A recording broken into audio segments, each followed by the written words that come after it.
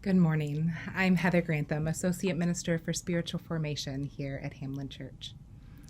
And my friends, when I first came here, one way this community described itself was that being a Martha congregation, in the sense of Mary and Martha, Martha being the doing of the word, and Mary choosing to sit at Jesus' feet and reflect. And a lot of you had requested a change to that pattern, to leaning into that Mary side. And so, my friends, this summer we are looking forward to our summer spiritual renewal. The work we are doing in the world is hard. Working for justice, working for peace, working to feed the hungry and clothed and naked. This requires a solid foundation on which we stand. And that solid foundation is our relationship with God and with one another. So this summer, through the course of 8 weeks, folks from Hamline Church community will be sharing their spiritual disciplines with us, the practices they make in their daily life where they connect with God. And I hope you will try these out. And if you don't have a spiritual discipline right now, maybe you would choose one of these and kind of talk to the people who are pointing them out. And if you do have one, lean into them at this time. Lean into those spiritual disciplines and spiritual practices to keep you connected with God, because we are all in need of a renewal. So my friends, enjoy this installment of our summer spiritual renewal. Hi, I'm Kent Krueger. I've been a member of the Hamline Church community for more than 2 decades. But what's probably more important for those of you who are watching this is the fact that I've been a writer all my life. I've been asked to share some of the insights that I've garnered over all of these years about writing as a spiritual practice. For those of you who would like to pursue writing as a spiritual practice, I hope I have a few valuable things to offer you. And for those others who are just curious, I hope that I can tweak your curiosity a bit more. Although I earn my living as a writer now, that wasn't always the case. In fact, for the vast majority of my writing career, I've never been paid for my work. But instead of money, I know that I received something far more valuable in return. I think John Wesley would have been happy with me because I am a very disciplined guy, at least in my approach to writing. I follow a strict regime I have now for more than 40 years. Here it is. My alarm clock goes off at 5:45 every morning. I get myself up and dressed, and before the coronavirus, I would go to a coffee shop where I would spend the first 2 or sometimes 3 hours of every day writing. Now that we have to shelter in place, I've exchanged a kitchen counter for the coffee shop. I began this practice many years ago, decades ago, and I began it for a very practical reason. Diane and I had just moved to the Twin Cities so that she could go to the University of Minnesota Law School, and I suddenly became the sole support of the family. I was the guy who had to keep a roof over our head and food on the table, but I wanted very much to develop as a writer. And I knew if I was going to meet my obligations as a family man and still develop as a writer, I had to come up with a way to do that. And honestly, I have to say it was Ernest Hemingway, one of my early writing idols, who showed me the way.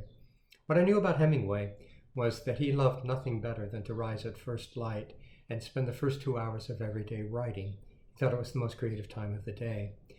We were living then 2 blocks from an iconic cafe in St. Paul, the St. Clair Broiler. I'm sure most of you know the Broiler, which opened its doors at 6 o'clock every morning. So I pitched this idea to Diane. I said, "Dear, if you're willing to get the kids up and dressed and fed and off to school first thing in the morning so I can go write, I swear to you, when I come home from my job at the end of the day, I will be the best husband, the best father you can possibly imagine." She bought it. So there I was at the Broiler every morning at 6 o'clock with my pen and my notebook in hand. They would open the doors, they would seat me in booth number 4, always booth number 4.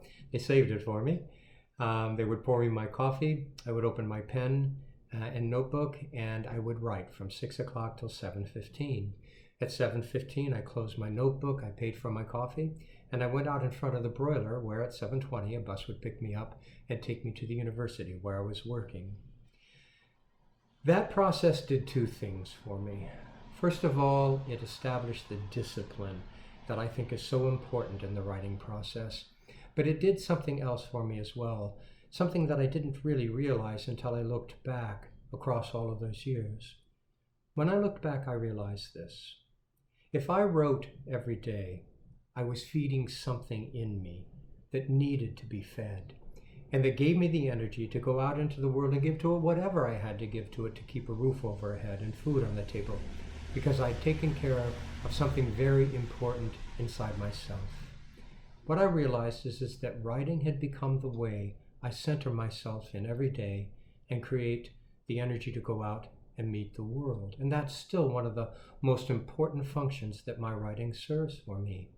I've always thought of writing as a very meditative experience, a way to connect with your deeper self. Those of you who practice meditation, those of you who maybe pray seriously every day, I want you to think for a moment. When you have finished your meditation, when your prayers have ended, how do you feel? Do you feel more relaxed? Do you feel calmer? Do you feel energized? Do you feel, in a way, fulfilled? Well, that's exactly how I feel whenever I've finished a good day of writing.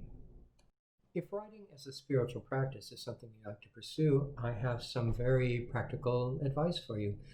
First of all, I think you should set aside a specific time every day to write. It doesn't matter how long that time is, it needs to be the same time every day, so that in your thinking, this is my writing time.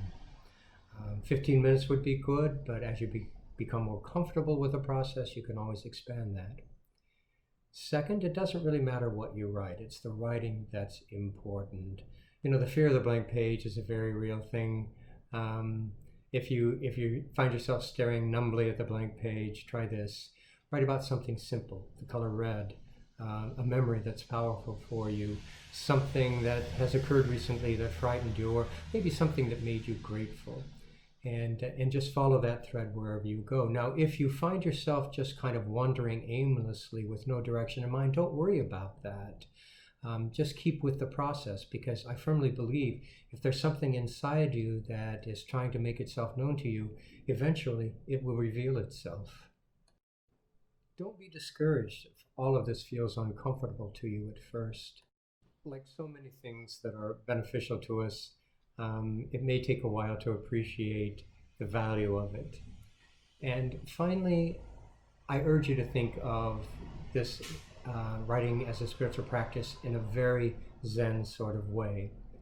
Remember that it's not the destination that's important, it's the journey.